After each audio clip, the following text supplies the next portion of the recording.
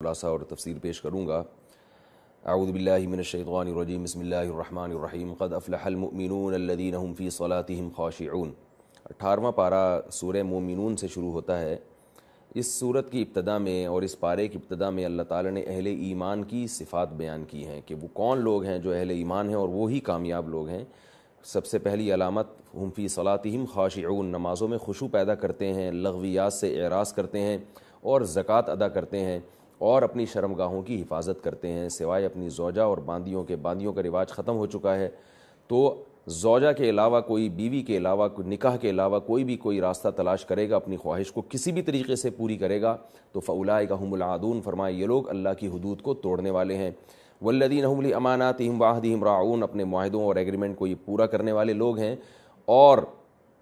اپنی نمازوں کی حفاظت کرنے والے لوگ ہیں۔ ان کو پھر خوشخبری سنائی گئی، اولئک ھم الوارثون الذین یرثون الفردوس ھم فیہا خالدون، یہ وہ لوگ ہیں جو جنت الفردوس کے وارث ہیں اور ہمیشہ ہمیشہ اس جنت الفردوس میں رہیں گے۔ اس صورت میں اللہ تعالیٰ نے اپنی قدرت بیان کی کہ انسان کو ہم نے کیسے مختلف مراحل سے پیدا کیا ہے، مٹی، پھر نطفہ، پھر اس سے یعنی ایک پانی کا قطرہ، غلیظ پانی، اور پھر اس سے جمع ہوا خون، پھر اس سے گوشت، پھر اس میں ہڈیاں، اور پھر ہڈیوں کے اوپر گوشت۔ تو کس طرح سے اللہ تعالیٰ انسان کو کی تخلیق کرتے ہیں۔ فتبارک اللہ احسن الخالقین، فرمایا کیسی برکت والی ہے وہ ذات جو بہترین پیدا کرنے والی ہے۔ اس صورت میں اللہ تعالیٰ نے اپنی اور قدرتیں بیان کی کہ ہم آسمان سے پانی برساتے ہیں اور کیسے اس سے طرح طرح کے نباتات پیدا کرتے ہیں۔ شجرۃ تخرج من طور سیناء، اور زیتون کا درخت پیدا ہوتا ہے جو سالن کے طور پہ استعمال ہوتا ہے، چوپایوں میں تمہارے لیے عبرت کا سامان ہے، کیسے ہم اس سے دودھ پیدا کرتے ہیں۔ یہ تمام نعمتیں اللہ تعالیٰ نے اس صورت کے ابتدا میں بیان کی، اور پھر پیغمبروں کا کچھ واقعات بیان کیے ہیں کہ جب بھی کوئی پیغمبر آئے تو لوگ کیا کہتے تھے، وَلَئِنْ أَطَعْتُمْ بَشَرًا مِثْلَكُمْ إِنَّكُمْ إِذًا لَخَاسِرُونَ، کہ یہ ہماری طرح کے انسان ہیں، اگر ہم اس انسانوں، اپنے جیسے انسانوں کو فالو کریں گے تو ہم تو تباہ ہو جائیں گے، برباد ہو جائیں گے۔ اور پھر ان انسانوں کی باتیں بھی کیسی عجیب ہیں، أَيَعِدُكُمْ أَنَّكُمْ إِذَا مِتُّمْ وَكُنْتُمْ تُرَابًا، کہ یہ ہم عجیب باتیں کرتے ہیں کہ ہم مر کے بوسیدہ ہو کے ہڈیاں ہو جائیں گے، سڑ کے ختم ہو جائیں گے، پھر قیامت میں دوبارہ زندہ ہوں گے۔ ہیہات لما توعدون، یہ عقل سے بہت ہی بعید ہے، بہت ہی بعید ہے، بھئی یہ تو ہماری سمجھ میں نہیں آتی، کیسے وعدے کر رہے ہیں ہم سے۔ تو اس قسم کے جو اعتراضات پیغمبروں پر کیے جاتے تھے، اس صورت میں اللہ نے ان اعتراضات کا بھی تذکرہ کیا ہے کہ یہ وہ رب جس نے ان کو مٹی سے بنایا، اس رب کے بارے میں ان کو اعتراض ہو رہا ہے کہ وہ دوبارہ کیسے بنائے گا۔ پھر اس صورت میں اللہ تعالیٰ نے پیغمبروں کی جو مشترکہ دعوت تھی، بلکہ اللہ تعالیٰ نے جو پیغمبروں کو حکم دیا، یعنی وہ حکم جو تمام پیغمبروں میں کامن اور مشترک تھا، اس کا تذکرہ کیا ہے۔ یا ایھا الرسول کلوا من الطیبات واعملوا صالحا، یہ پورے اسلام کا خلاصہ ہے کہ اے پیغمبروں کھاؤ بھی پاکیزہ اور عمل بھی پاکیزہ کرو، یعنی آپ کی خوراک بھی پاکیزہ ہونی چاہیے اور آپ کا عمل بھی پاکیزہ ہونا چاہیے۔ یہی پورے دین کا خلاصہ ہے جو اس صورت میں اللہ تعالیٰ نے بیان کیا۔ اور پھر اس صورت میں اللہ نے یہ بھی بتایا کہ بہت سے لوگ جو اللہ کے نافرمان ہیں، ہم نے ان کو دولت دی ہے، ان کو اولاد دی ہے، تو وہ اس پہ خوش فہمی میں مبتلا ہیں کہ اللہ ہم سے راضی ہے۔ تو بتایا ایحسبون انما نمدہم بہ من مال وبنین نسارع لہم فی الخیرات بل لا یشعرون، کہ ہم نے جو ان کو دولت دی اور اتنے مال و اسباب دیے تو یہ اس خوش فہمی میں نہ مبتلا ہو جائیں کہ اللہ ان سے راضی ہے۔ جو اللہ کی رضا کا مدار اعمال پر ہے، دولت پر اور خاندان پر نہیں ہے۔ آپ کے اعمال اچھے ہیں تو یہ اس کی علامت ہے کہ اللہ راضی ہے۔ تو پہلے اعمال کو فوکس کرنا چاہیے، باقی چیزیں بعد کی۔ اس صورت میں اللہ تعالیٰ نے اہل ایمان کی ایک صفت بیان کی ہے، والذین یؤتون ما آتوا وقلوبهم وجلۃ انہم الی ربہم راجعون، کہ ایمان والے اچھے اعمال بھی کرتے ہیں اور پھر ڈرتے بھی ہیں، یعنی اعمال کر کے بھی ڈرتے رہتے ہیں کہ کہیں رد نہ ہو جائیں اور ہمیں اللہ کے سامنے کھڑے ہو کر حساب و کتاب دینا ہے۔ اور اسی صورت میں اللہ تعالیٰ نے اس صورت کے اختتام میں ایک بہت اہم مضمون بیان کیا کہ انسان جو دنیا میں جس پر نصیحت اثر نہیں کرتی، لیکن جب موت کا وقت آئے گا تو اس کی یہ تمنا ہوگی کہ کاش مجھے دنیا میں دوبارہ بھیج دیا جائے۔ حتیٰ اذا جاء احدہم الموت قال رب ارجعون لعلی اعمل صالحا فیما ترکت، کہ اے اللہ مجھے ایک دفعہ مہلت دے دے تاکہ میں نے جو زندگی ہے باقی ہے، یعنی جو میں چھوڑ کر آیا ہوں، اس کو وہ مجھے دوبارہ ملے اور اس میں نیک اعمال کروں۔ کلا انہا کلمۃ ہوا قائلھا، اللہ فرماتے ہیں کہ ہرگز ایسا نہیں ہوگا۔ اب یہ توبہ کا کلمہ تیری زبان سے نکلا ہوا ایک کلمہ ہے جو زبان سے نکل کے ہوا میں تحلیل ہو جائے گا، اللہ کے ہاں اس کی کوئی حیثیت نہیں ہے۔ اس لیے پتہ چلتا ہے کہ موت کے وقت توبہ قبول نہیں ہوتی۔ اور پھر آگے اللہ نے ایسے لوگوں کے لیے جہنم میں جو ان کو عذاب دیا جائے گا، آگ میں جلایا جائے گا، تلفح وجوہہم النار، فرمایا جہنم کی آگ ان کے چہروں کو جھلس ڈالے گی اور وہ جل کے کوئلہ بن چکے ہوں گے، اور پھر ان سے کہا جائے گا الم تکن آیاتی تتلی علیکم فکنتم بہا تکذبون، دنیا میں کیا میری آیات تم پر پڑھ کے نہیں سنائی جاتی تھیں جس میں تم کو اس عذاب سے ڈرایا جاتا تھا؟ وہ جواب میں کہیں گے ربنا غلبت علینا شقوتنا، اے اللہ ہماری بدبختی ہم پر غالب آ گئی تھی اور واقعی ہم بڑے گمراہ تھے۔ پھر اللہ نے اہل ایمان کا تذکرہ کیا ہے کہ کیسے ان کو اللہ تعالیٰ نعمت کے باغات میں رکھے گا، اور اس صورت کے اختتام میں اللہ نے فرمایا کہ افا حسبتم انما خلقناکم عبثا، تم یہ دنیا میں سمجھتے تھے کہ ہم نے تم کو بیکار پیدا کیا ہے، غل غپاڑوں کے لیے، شراب اور زنا اور انٹرٹینمنٹ، جو آج انسان کی پیدائش کا گویا مقصد انٹرٹینمنٹ بن چکا ہے، بس موج مستیوں کے لیے پیدا کیا ہے۔ فتعال اللہ الملک الحق، وہ اللہ جو بادشاہ ہے برحق ہے، وہ اس عیب سے پاک ہے کہ وہ بیکار انسان کو پیدا کرے، محض انٹرٹینمنٹ کے لیے پیدا کرے، اس نے آزمائش کے لیے پیدا کیا ہے، تو تم یہ بات بھول گئے تھے جس کا آج تمہیں یہ خمیازہ بھگتنا پڑ رہا ہے۔ اس کے بعد سورہ نور ہے۔ سورہ نور میں اللہ تعالیٰ نے بہت سارے احکام بیان کیے ہیں جو انتظام مملکت سے متعلق بھی ہیں اور عائلی قوانین اور گھریلو نظام کو درست رکھنے سے متعلق بھی ہیں۔ سب سے پہلا حکم بیان کیا زانی کی سزا، زانیۃ والزانی فاجلدوا کل واحد منہما 100 جلدہ، فرمایا کہ جو زنا کرے تو اس کو 100 کوڑے لگاؤ، ولیشہد عذابہما طائفۃ من المؤمنین، اور یہ عذاب بھی مسلمانوں کی ایک جماعت کے سامنے، بند کمرے میں یہ نہیں ہونا چاہیے، ایک مسلمانوں کا بہت بڑا گروہ ہو، مجمع ہو جس کے سامنے، یعنی گویا چوک میں کھڑے کر کے ان کو 100 کوڑے مرو۔ اور پھر اللہ تعالیٰ نے اس میں یہ بھی بتایا کہ جو لوگ پاک دامن عورتوں پہ تہمت لگا دیتے ہیں اور 4 گواہ نہ لے کر آئیں تو ایسے لوگوں کو 80 کوڑے مارو۔ یہ بھی سزا ہے کہ ایسا نہ ہو کہ کوئی اس قانون کا ناجائز فائدہ اٹھا کے پاک دامن عورتوں اور پاک دامن مردوں کو بلیک میل کرنا شروع کر دے۔ اس لیے فرمائیں کہ ہمارے ہاں شرط یہ ہے کہ جب بھی کوئی کسی پر زنا کی تہمت لگائے گا تو 4 گواہ وہ اگر پیش نہ کر سکے تو فجلدوہم 80 جلدہ، تو ایسے شخص کو 100 کوڑے مارو اور کبھی بھی اس کی گواہی کو قبول مت کرو۔ جو لوگ اپنی بیوی پر تہمت لگاتے ہیں اور ان کے پاس گواہ نہیں ہوتے، ان کے لیے بیان کیا گیا فشہادۃ احدہم 4 شہادات باللہ، کہ وہ 4 دفعہ قسمیں اٹھائیں گے، شوہر 4 قسمیں اٹھائے گا اور کہے گا کہ میں سچ بول رہا ہوں، میری بیوی نے زنا کیا ہے، والخامسۃ، اور 5ویں دفعہ میں کہے گا ان غضب اللہ علیہ،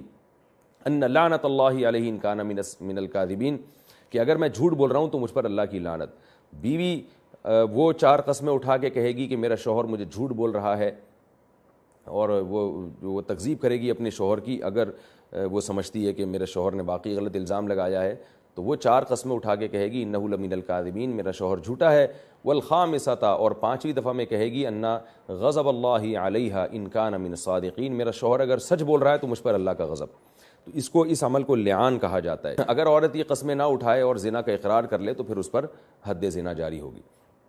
اسی صورت میں اللہ تعالیٰ نے حضرت عائشہ رضی اللہ تعالیٰ عنہ پر جو منافقین نے تہمت لگائی تھی، اس تہمت سے حضرت عائشہ کی برات کا اعلان کیا اور صحابہ کرام کو بہت سخت تنبیہ کی کہ لولا اذ سمعتموہ قلتم ما یکون لنا نتکلم بہذا، یہ پیغمبر کی زوجہ اس قدر معصوم اور پاک دامن ہیں، تمہیں ان کے حالات بھی معلوم ہیں کہ یہ جو آدمی جس قوم میں رہتا ہے نا تو وہ اس کے لوگوں کے حالات کو جانتا ہے، کہ تمہیں ان کے بارے میں معلوم ہے، تمہیں تو جب یہ خبر تم نے سنی تھی، افواہ سنی تھی، تمہیں اسی وقت کہہ دینا چاہیے تھا سبحانک ھذا بہتان عظیم، کہ یہ تو بہت بڑا بہتان ہے جو امی عائشہ پر لگایا گیا۔ یعظکم اللہ ان تعودوا لمثلہ ابدا، اللہ فرماتے ہیں کہ اللہ تمہیں نصیحت کرتا ہے کہ آئندہ اس قسم کی خبر کو تم نشر مت کرو،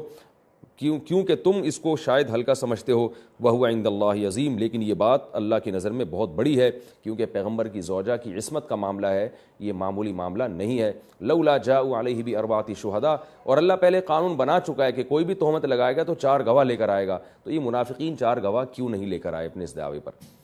حضرت مصطح رضی اللہ تعالیٰ عنہ مخلص صحابی تھے، وہ بھی اس افواہ کے نقل کرنے میں لوگوں کے ساتھ شریک ہو گئے تھے، تو حضرت ابو بکر رضی اللہ تعالیٰ عنہ جو حضرت عائشہ کے والد تھے، انہوں نے قسم اٹھائی کہ میں ان پر آئندہ خرچ نہیں کروں گا۔ یہ حضرت مصطح حضرت ابو بکر کے رشتہ دار بھی تھے اور غریب بھی تھے، حضرت ابو بکر ان کو صدقہ دیا کرتے تھے۔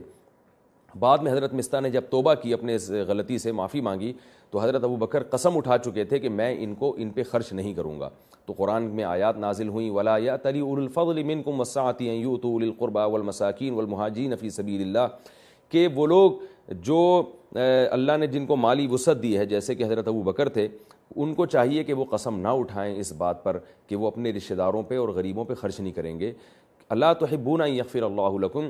کہ کیا تم یہ نہیں چاہتے کہ اللہ تمہاری کوتاہیوں کو معاف کرے؟ جیسے تم یہ چاہتے ہو تم سے کوتاہی ہو تو اللہ معاف کرے، تو اگر کسی اور سے کوتاہی ہوئی ہے تو تم بھی اس کو معاف کر دو۔ جب یہ آیتیں نازل ہوئیں تو حضرت ابو بکر نے فرمایا کیوں نہیں ہے اللہ، میں تو چاہتا ہوں تو میری کوتاہیوں کو معاف کرے، اور حضرت ابو بکر نے حضرت مصطح کو معاف کیا اور دوبارہ سے ان پہ خرچ کرنا شروع کر دیا۔ اسی صورت میں اللہ تعالیٰ نے گھریلو رہن سہن کے آداب بیان کیے ہیں، جس کا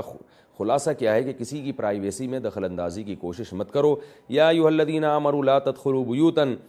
غیر بیوتکم حتی تستأنسوا وتسلموا علی اہلھا، اے ایمان والو کسی کے گھر میں اس کی پرمیشن کے بغیر داخل مت ہو۔ اور حدیث میں آتا ہے کسی نے کسی کے گھر میں جھانک لیا تو یہ بھی داخل ہونے ہی کے مترادف ہے۔ تو خلاصہ یہ نکلا کہ کسی کی پرائیویسی میں ہمیں اس کی اجازت کے بغیر گھسنے کی اجازت نہیں ہے۔